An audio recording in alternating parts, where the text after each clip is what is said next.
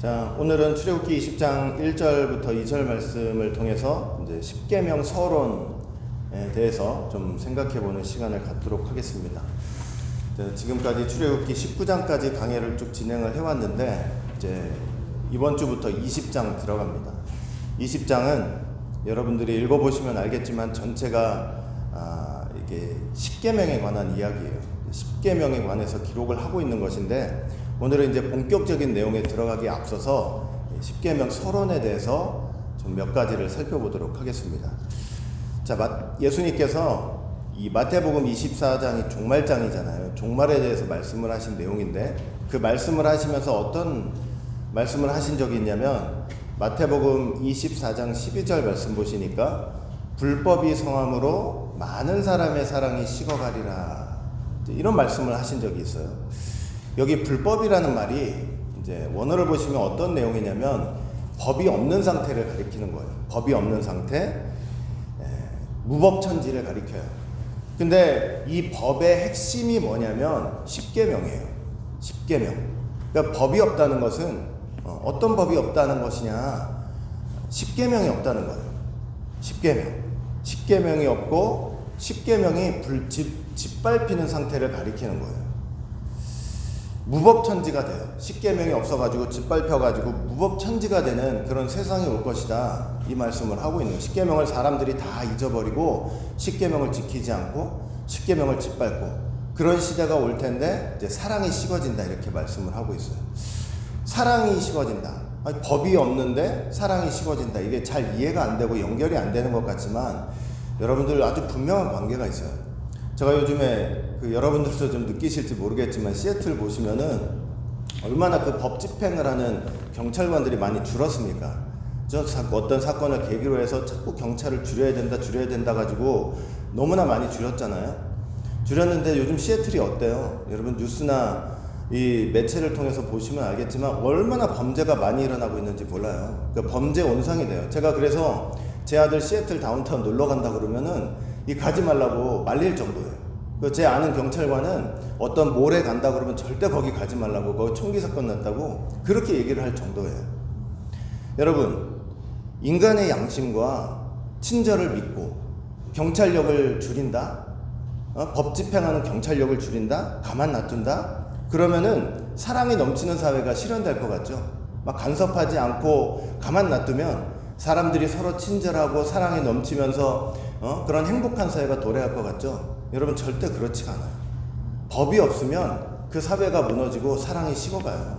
무법천지가 되는 거예요. 법이 간섭하지 않으면 자유와 행복이 도래한다? 저와 여러분은 우리의 심성과 우리의 마음과 본성을 보시면은 그런 말 할 수가 없어요. 법이 간섭하지 않으면 자유와 행복, 어림도 없는 얘기입니다. 어림도 없어요. 마지막 때 십계명이 무너지니까 세상이 무법천지가 되고 사랑이 식어지고 세상이 엉망진창이 돼가고 있는 거예요. 이게 종말의 증상이래요. 지금이 그런 시대예요. 지금 법이 사라지는 시대고 불법이 성행하는 시대고 그다음에 사랑이 식어가는 시대예요. 우리가 이번 십계명 강해를 통해서 저와 여러분들이 십계명이 얼마나 중요한 것이고 왜 필요한 것인지, 믿는 사람들한테 왜 수천 년 전에 이스라엘 백성들한테 주셨던 하나님의 열 말씀들이 지금도 우리한테 꼭 필요한 말씀인지를 저와 여러분들이 꼭 깨닫는 귀한 계기가 되는 이 시간들이 좀 되었으면 좋겠습니다. 첫째는 십계명은 도대체 누구의 말씀인가? 여러분, 십계명은 사람의 말이 아닙니다. 사람이 자기의 잔꾀와 지식을 가지고 그렇게 만든 게 아니에요. 어떤 사람들은 그래요. 그 고대 근동에 여러 나라에 여러 가지 법들이 있었는데 여기에서 이 나라에서 조금 저 나라에서 조금 이렇게 해서 잘 짜집기를 해가지고 10가지를 만들었다, 이렇게 주장하는 사람들도 있어요. 절대 그렇지가 않아요. 십계명은 하나님 자신의 말씀입니다. 십계명에는요, 저와 여러분들 맨날 십계명을 보고 읽고 그러니까 요즘 그러지도 않지만 그래도 여러분들이 옛날에 과거에 외웠던, 과거에 생각했던 그 십계명 한번 생각해 보세요. 하도 많이 들으니까 이게 너무 흔해 보이고 인간의 머리로도 짜내가지고 만들 수 있는 내용 같지만 절대 그렇지 않아요. 십계명에는 인간의 지혜가 하나도 들어가 있지 않아요. 한번 생각해 보세요. 타락한 인간의 머리와 가슴 속에서 그 10가지 말씀들이 나올 수 있겠어요? 온갖 지혜로운 사람들이 다 모여가지고 우리가 십계명을 만들어보자 짜내면 그 10가지 말씀이 나올 수 있겠냐고요. 안 돼요, 안 돼. 될 수가 없어요. 십계명은 사람한테 나온 게 아니고 하나님 자신의 말씀이에요. 그래서 출애굽기 20장 1절 오늘 본문 말씀이잖아요. 오늘 서론인데 십계명 서론을 이제 기록하시면서 제일 먼저 언급되어 있는 게 어떤 말씀이냐면 하나님이에요. 누가요? 하나님이 이 모든 말씀으로 일러 가라사대. 하나님이 이른 말씀이라는 거죠. 하나님께서 가라사대. 나온 말씀이라는 거예요. 저 하나님의 히브리어로 엘로힘이에요. 엘로힘. 그 엘로힘이 처음에 어디 사용된 거냐면 창세기 1장 1절에 사용됐잖아요. 하나님이 태초에 천지를 창조하시니라. 천지를 창조하신 창조주께서 이 모든 말씀들, 즉 10 말씀들을 하신 것이다. 딱 선언을 해놓고 시작을 하는 거예요. 그러니까 하나님 자신의 말씀이에요. 그리고 이 말씀들이 더욱더 귀한 이유가 있어요. 뭐냐면 우리는 이 십계명을 어떻게 봤냐면 성경에 하얀 종이에 까만 글씨로 기록된 것을 본 거지만 실제로 이 십계명이 선포될 때는 어떻게 사람들이 들은 거냐면 하나님께서 시내산에 친히 강림하셔가지고 친히 음성으로 들려주신 말씀이기 때문에 더욱 귀한 거예요. 이스라엘 역사 속에서 이런 경우가 없었다니까요.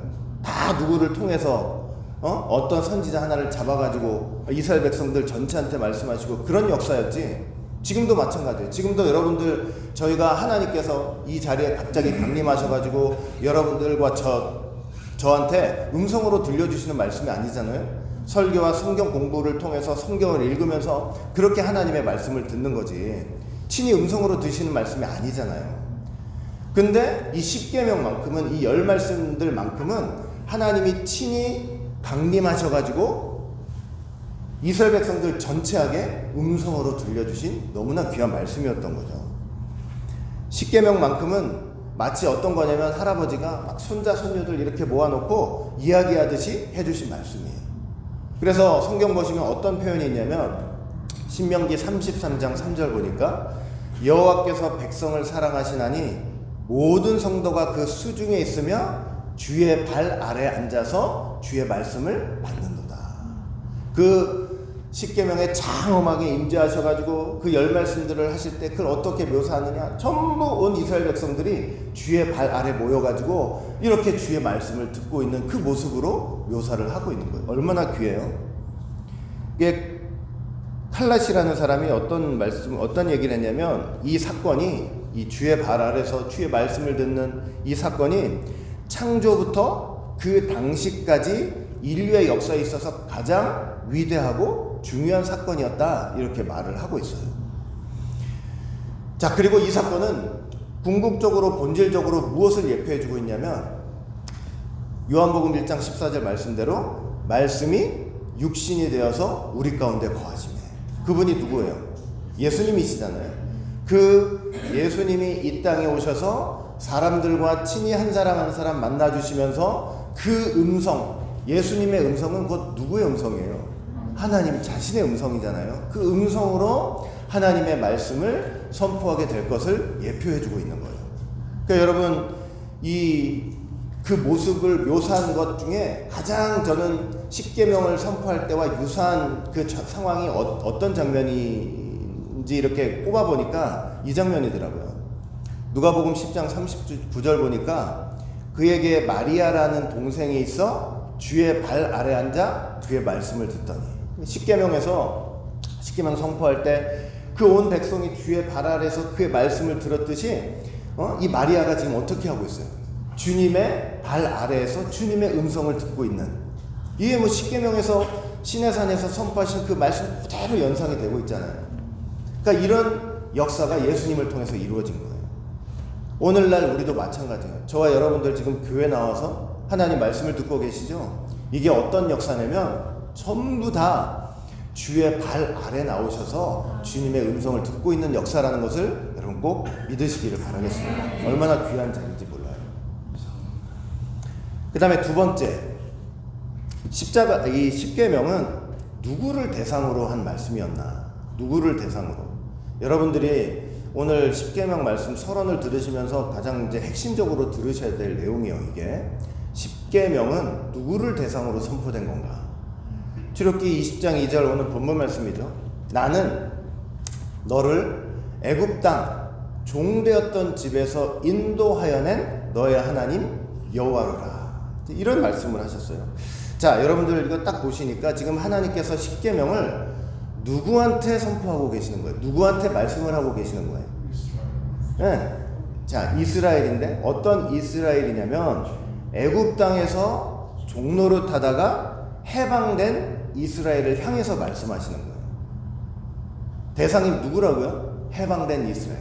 종노릇 하다가 애굽에서 꺼내온 그 이스라엘을 향해서 말씀하시는 거예요.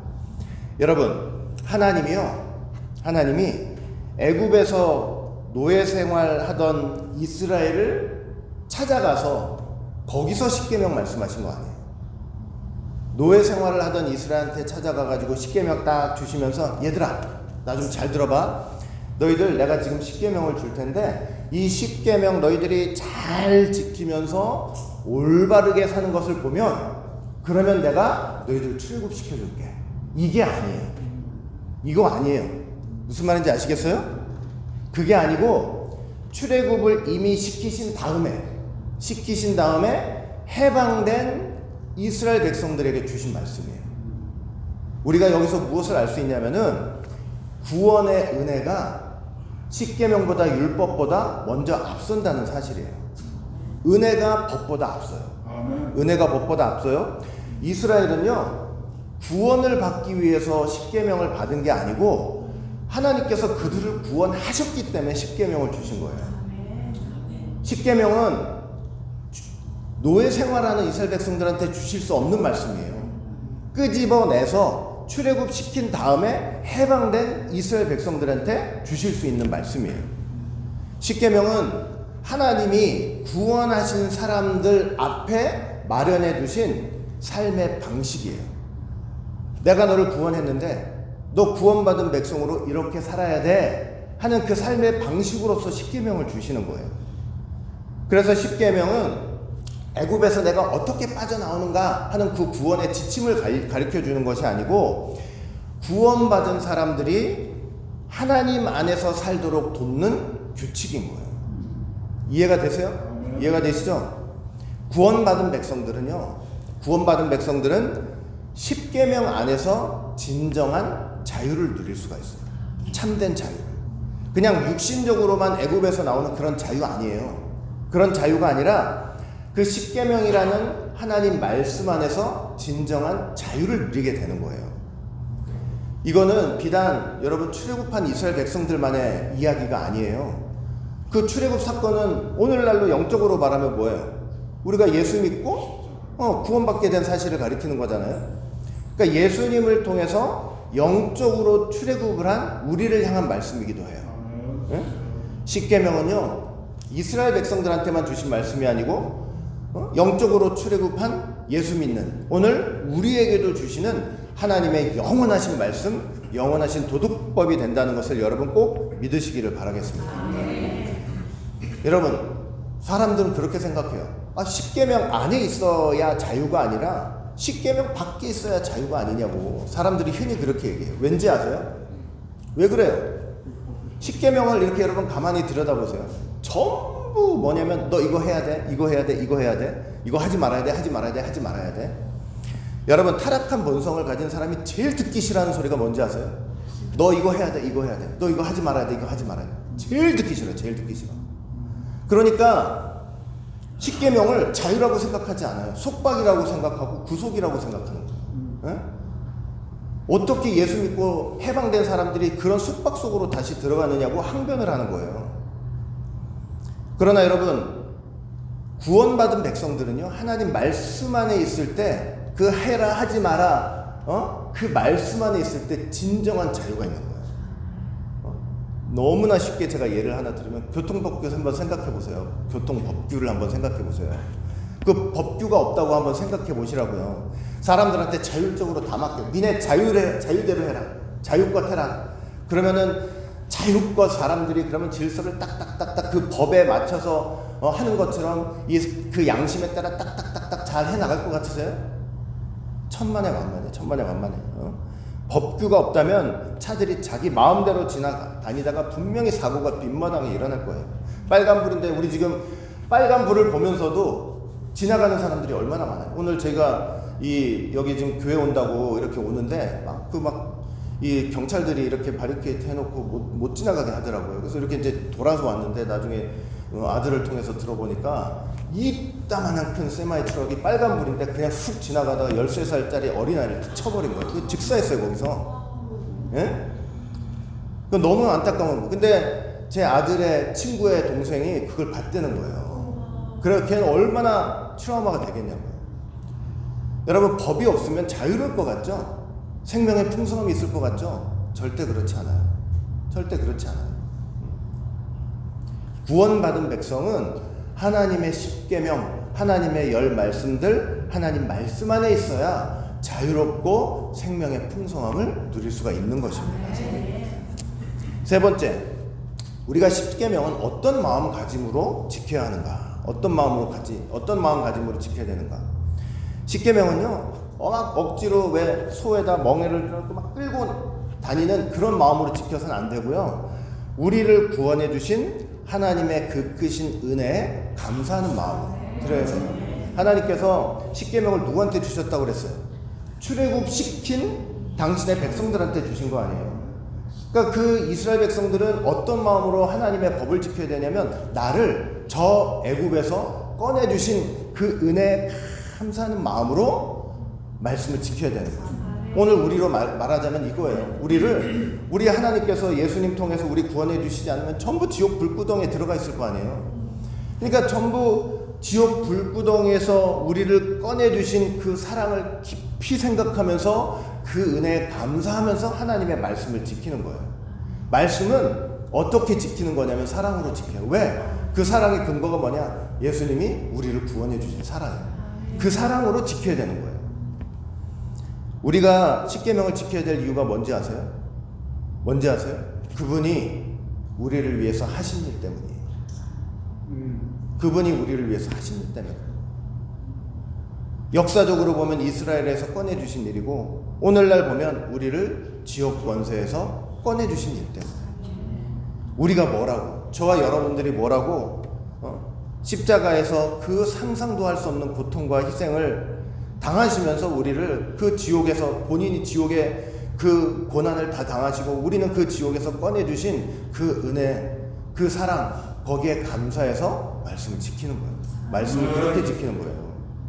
그 은혜만 생각하면요, 그 은혜를 생각하면 말씀이 고욕이 아니에요. 말씀 지키라 하는 게 막 짜증이 나고, 아니 예수 믿고 해방됐는데 지금 왜 저렇게 강단에서 말씀을 지키라고 저러느냐. 그 고욕이 되지 않아요. 은혜를 생각하면, 우리를 끊임어 주신 은혜를 생각하면 고욕이 되는 게 아니고 그냥 감사와 기쁨이에요. 네? 시편 기자가 뭐라고 고백을 해요? 시편 119편 97절 보니까 내가 주의 법을 어찌 그리 사랑하는지. 왜? 시편 기자를 그 어려움과 고통과 환난 속에서 꺼내 주셨기 때문에 그 감사와 은혜 속에서 저 얘기가 나오는 거죠. 고백이 나오는 거예요. 네? 말씀이 왜 고욕입니까? 말씀 지키는 게 왜 고욕이에요? 그런데 사람들 반응이 어때요? 십계명 지키라, 말씀 지키라, 나 외 다른 신 섬기지 마라, 우상 만들면 안 돼, 내 이름 함부로 망령되이 쓰지 마, 안식일 지키라. 지금으로 말하면 주일 지켜야 돼. 주일날 교회 나와서 예배 드려라. 아니 그러면 이제 사람들이 요즘 와가지고 어떻게 항변하는지 아세요? 아니 모든 날이 하나님의 날이고 예수님 믿고 우리는 다 성전이 됐는데 모든 날이 다 하나님의 날이고 어디를 가나 다 성전인데 왜 주일날 나와서 예배 드리냐고 그런다니까요. 제가 어저께 잠깐 나와서 드리는 말씀인데 제가 여러분들한테 설명을 다시 드리려고, 그거 율법주의적인 사상을 가진 거 아니냐고, 그렇게 말씀을 자꾸 말씀 지키라고 하는 거, 그렇게 생각을 해요. 그렇게 저항을 한다고요. 예? 여러분, 우리가 예수 믿는 사람들이 하나님 말씀 지켜야 돼요. 말씀 앞에 순종해야 돼요. 이러면은 사람들이 여러분 요즘 그 신학 흐름이 어떤지 아세요? 신학 흐름이 율법주의로 몰아붙여요. 율법주의다 저거. 말씀 지켜야 구원받. 율법주의가 뭔지 아세요? 여러분 율법주의는 율법을 통해서 구원받는 거예요. 근데 우리가 지금 율법주의가 아니잖아요. 이미 구원받은 우리한테 하나님께서 우리에게 참 자유와 생명의 풍성함을 주시기 위해서 말씀을 주신 건데, 근데 그걸 율법주의로 몰아치는 거예요. 말씀 지키라고 하기만 하면 다 율법주의다, 율법주의. 네? 다 율법주의다. 여러분, 출애굽한 이스라엘을 십계명 앞으로 인도하신 하나님의 그 뜻과 경륜과 그 마음을 모르고 하는 얘기예요. 자기 백성을 너무 사랑하셔가지고 그 말씀 앞에 인도하셔서 정말 자유를 주시려고 하는 건데 그걸 이해를 하지 못하는 거예요. 그런 사람들은 어떻게 생각하는지 아세요? 그들은 그리스도인이라는 것은 성령께서 내주하시기 때문에 율법이 필요 없다고 생각해요. 성령께서 내주하시기 때문에 율법이 필요 없다. 구원받은 백성은 하나님의 십계명대로 살아야 된다라고 말하는 사람들은 다 율법주의자다, 이렇게 생각하는 사람들이 많아요. 우리는 출애굽한 이스라엘 백성들을 십계명 앞으로 인도하신 하나님의 경륜을 잘 깨달아서 저와 여러분들은 그 말씀 앞에 고욕이 아니에요. 그게 왜 고욕이에요? 그게 왜 고욕이에요? 그 말씀 앞에 감사한 마음으로 순종하는 것이 진정한 행복을 누리는 거고 참된 자유를 주시는 하나님의 놀라운 사랑이라는 것을 꼭 믿으시기를 바라겠습니다. 그 법을 벗어나봐요. 잘 될 것 같죠? 잘 되지 않아요. 그냥 교통사고 난다니까요. 예수 믿는 사람들이 예수 믿고 이러면 가능해요. 예수 믿고 나서 머리부터 발끝까지 진짜 하나의 흠도 없고 타락한 본성은 싹 없어지고 경건한 마음만 남아있는 상태가 됐다면 뭐하러 법을 써서 뭐하러 말하겠어요. 뭐를 행해도 하나님의 법 안에서 다 행하겠지. 그런데 여러분 분명히 아세요. 예수 믿는 사람들이 의롭게 됐다고 해서 본성이 달라진 게 아니에요. 본성 저와 여러분들 예수 믿고 나서 본성이 달라졌어요? 아니잖아요. 그건 우리 자신이 잘 알고 있잖아요. 그걸 아시기 때문에 하나님이 법 앞으로 인도하시는 거예요. 너 이대로 살면 너 몸만 출애굽한 게 아니고 너 영혼의 출애굽을 할 수 있어. 그래서 말씀을 주시는 거예요. 여러분, 아담 한번 생각해 보세요. 아담을 한번 생각해 보세요. 하나님의 생기를 주셨잖아요. 하나님의 생명을 만드셨어. 아담은 우리보다 더 대단한 존재죠. 예? 더 대단한 존재잖아요. 근데 생기를 주셔가지고 이제 생명이 살아있는 영, 하나님 앞에 살아있는 영이 됐는데, 하나님께서 그 살아있는 영이 된 아담한테 야, 너 에덴 동산에서 네 마음대로 살아, 이러셨어요? 안 그러셨어요? 안 그러셨다니까요. 심지어 아담한테도 그런 적이 없어요. 마음대로 살라고 언제 그러셨어요? 거기에도 법이 있어요. 법이 있었어요. 그 법이 뭐예요? 동산 각종 나무의 실과는 너 임의로 먹되 선악을 알게 하는 나무의 열매는 먹지 말라. 먹으면 어떻게 된대요? 정령 반드시 죽으리라. 여러분, 말씀 지키며 살아야 된다라는 것을 율법주의자로 매도하는 사람들이 제일 싫어하는 말 중에 또 하나가 뭔지 아세요? 정령이에요. 정령. 반드시. 제가 저번에 어디서 공부하는데 이거 꼭 이렇게 하셔야 돼요? 반드시 이렇게 하셔야 돼요? 말씀이 이렇게 하셔야 돼요? 그러면은 그 사람들이 그걸 딱 듣고 대본에 뭐라 그러는데 꼭이요? 반드시요? 율법주의자 아니냐고. 여러분, 하나님께서 아담한테 그 선악을 알게 하는 나무의 열매를 먹으면 너 반드시 죽게 돼. 이러면 그 반드시라는 말은요, 율법주의가 아니에요. 율법주의가 아니라 사랑인 거예요. 엄청난 사랑이에요. 너 그거 먹으면 죽어. 그러니까 먹지 말라고 강력하게 표현을 해주시는 거예요. 응? 근데 사람 이상하게 반감이 있어요. 뭐뭐 하지 말라 해라, 이것도 반감이 있고, 반드시 해야 돼, 꼭 해야 돼. 하나님 말씀이, 여러분, 아담한테 하나님 말씀 주실 때 너 선악을 알게 하는 나무의 열매를 먹지 마. 그러면 너 죽을 수도 있어. 죽을 수도 있으니까 사람들이, 여러분, 인격을 막 존중한다고, 요즘 그 인격 존중한다고 사람들이 말하는 방식도 얼마나 지금 바뀌어졌어요. 그러니까 그 인격 존중한다고, 야, 이거 먹으면 너 잘못될 수 있으니까 큰일 났을 거잖아. 이제 먹으면 안 돼. 이제 이렇게 말씀을 선포하지 않으셨다니까요. 하나님은. 너 먹으면 죽어. 반드시 죽어. 그러니까 먹지 말라는 얘기 아니에요. 그러니까 하나님은 말씀을 하실 때 모호한 게 없어요. 애매모호한 게 없어요. 사람들 생각하면서 그냥 그래 먹으면 죽으니까 혹시 먹으면 죽을 수도 있으니까 손대지 마, 뭐 하지 마, 이런 게 어디 있어요? 하나님 말씀 앞에. 근데 그게 사랑이라는 거예요. 사랑이라는 거. 아니 하나님이 아담한테 그 율법주의를 강조하시는 거예요? 아니잖아요, 그거는. 여러분 생명된 아담도요, 그 대단한 우리보다 훨씬 나은 생명된 아담도 그 법을 지킬 때만이 에덴 동산에서 자유함을 느끼는 거예요. 그리고 생명이 끊어지지 않아요. 먹는 순간 생명 끊어지는 거 보세요. 너 흙이는 흙으로 돌아가. 그 법을 지킬 때 에덴 동산에서 자유와 풍성함을 누릴 수가 있다는 것입니다. 이게 구원받은 백성들, 제가 계속 강조하지만 구원받은 백성이 하나님의 법을 지키면서 살아갈 때 진정한 자유와 풍성함이 있다는 거 여러분 꼭 믿으시기를 바라겠습니다. 하나님이 저와 여러분들 구원하신 이유가 뭐예요? 자, 마음으로 보세요. 저와 여러분들을 하나님이 왜 구원하셨을까? 마음으로 손들고 천국 보내주시려고. 맞는데 이건 유치원급 대답이에요. 유치원급 대답. 하나님이 우리 왜 구원해 주셨는지 아세요? 우리 거룩한 백성 만들려고 구원해 주신 거예요. 그게 제일 큰 목적이에요. 아니 천국 백성은 거룩한 백성인데 우리를 왜 구원해 주셨느냐? 그럼 물론 천국 백성 만들기 위해지만 그 천국 백성은 거룩한 백성이기 때문에 우리를 거룩한 백성으로 삼아 주시기 위해서 우리를 구원하신 거예요. 이해되세요?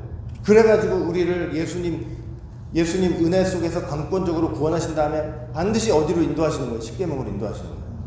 그 열 말씀들로 인도하시는 거예요. 그리고 거룩하다라는 말 속에 기본적으로 어떤 의미가 있냐면 분리의 의미가 있어요. 구별되고 분리된다는 것에 의미가 있어요. 예? 반드시 뭐냐면 분리의 삶을 살아야 돼요. 남들과 똑같은 삶이 아니고 남들과 다른 삶을, 남들과 똑같은 생각이 아니고 남들과 다른 생각을 하면서 살라는 것이 바로 분리예요. 분리. 그렇다고 분리주의자라고 할 거예요? 기독교인들이 분리주의자예요? 율법주의자예요? 너무 우리가 하나님에 대해서 오해하는 게 너무 많아요. 너무 많아요. 자, 마지막 넷째, 이제 십계명의 기원이에요. 십계명의 기원. 자, 십계명의 기원은요, 지금 뭐 신의 산에서 열 말씀 선포하신 것이지만 이 십계명의 기원을 찾아가면 어디까지 갈 수 있냐면 에덴 동산까지 갈 수 있어요. 에덴 동산까지. 제가 여러 번 말씀드렸지만 아담이 선악과 앞에 가서 선악과를 따 먹는 순간 그 행동은 하나였죠. 따서 먹는 건 행동이 하나였죠. 행동은 한 가지였지. 거기에서 몇 가지 죄가 쏟아져 나오냐면 10가지 죄가 쏟아져 나온 거예요. 그게 그 10가지 죄의 실상이 어디에 다 나타나 있냐면 십계명에 다 나타나 있어요. 아담이 이걸 따먹는 순간 10가지 죄를 졌는데 그 10가지 죄가 뭐냐? 십계명 하나하나를 다 어긴 거예요. 십계명 하나하나를 다 어겼어요. 다 어긴 거예요.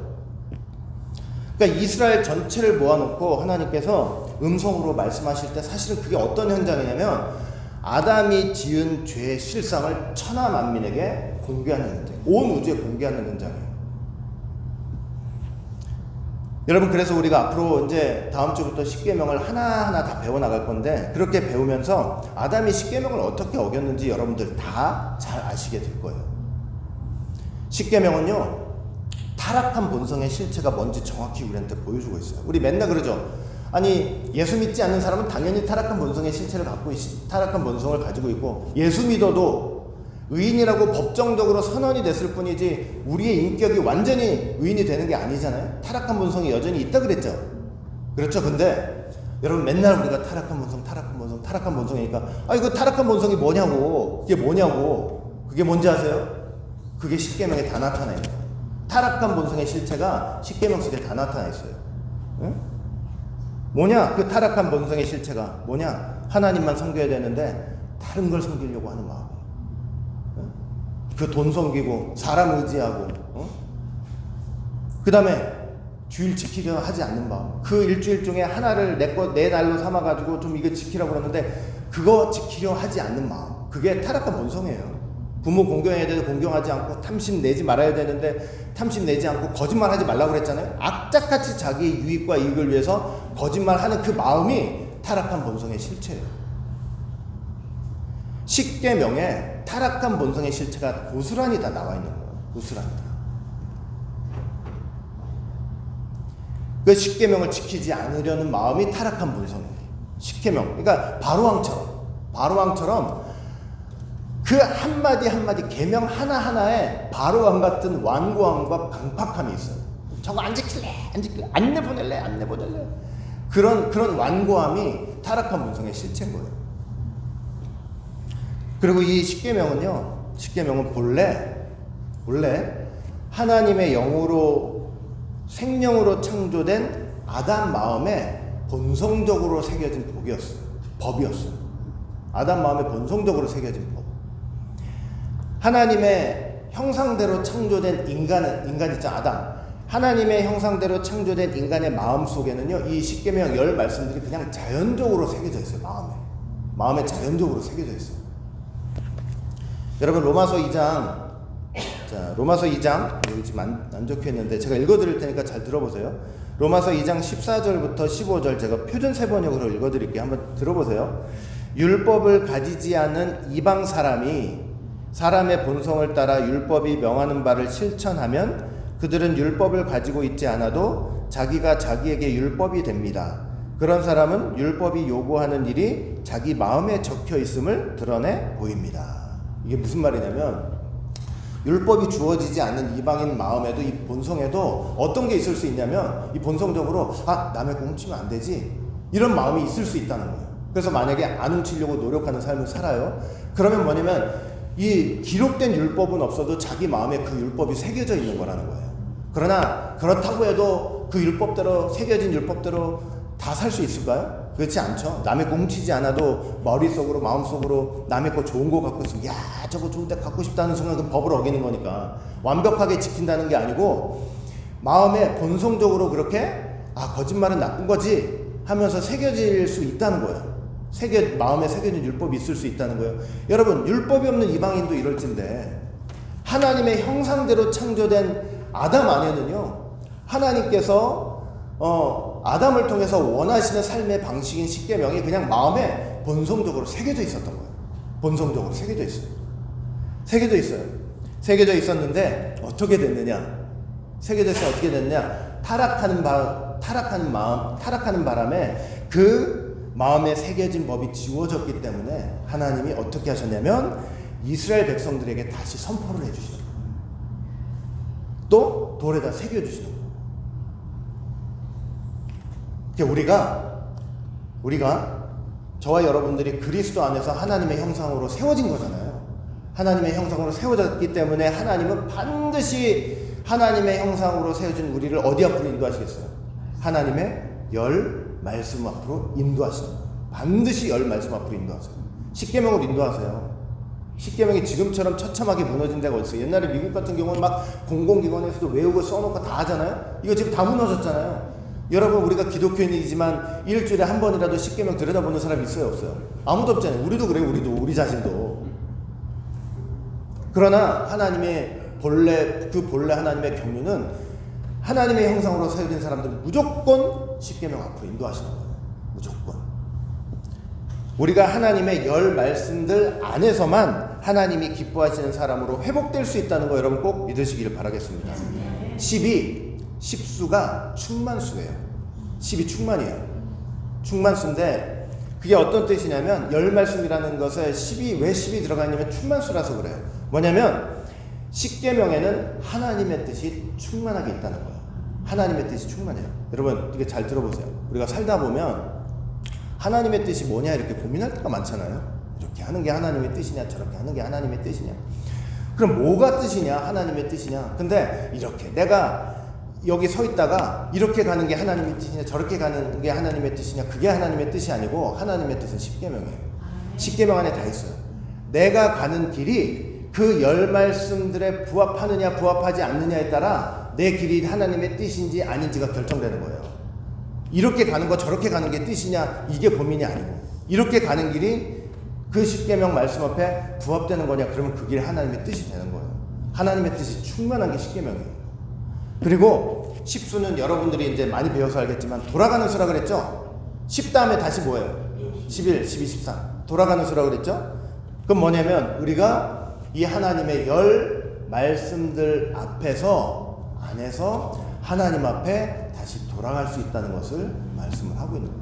우리가 예수 믿어도 다 하나님의 법 앞에 나와야 되고 그 열 말씀들 안에서 진정으로 하나님 앞에 돌아갈 수 있다는 사실을 여러분 꼭 믿으시기를 바라겠습니다. 이번 십계명 강해를 통해서 저와 여러분들이 하나님의 뜻을 정확히 깨닫고 하나님 앞으로 돌아가시는 모두가 되시기를 주의 이름으로 간절히 축원을 드리겠습니다. 기도합니다. 사랑과 은혜가 풍성하신 아버지 하나님, 오늘도 이렇게 귀한 시간을 통해서 다시 한번 십계명 서론을 통해 귀한 내용들을 깨닫게 하여 주시니 진심으로 감사드립니다.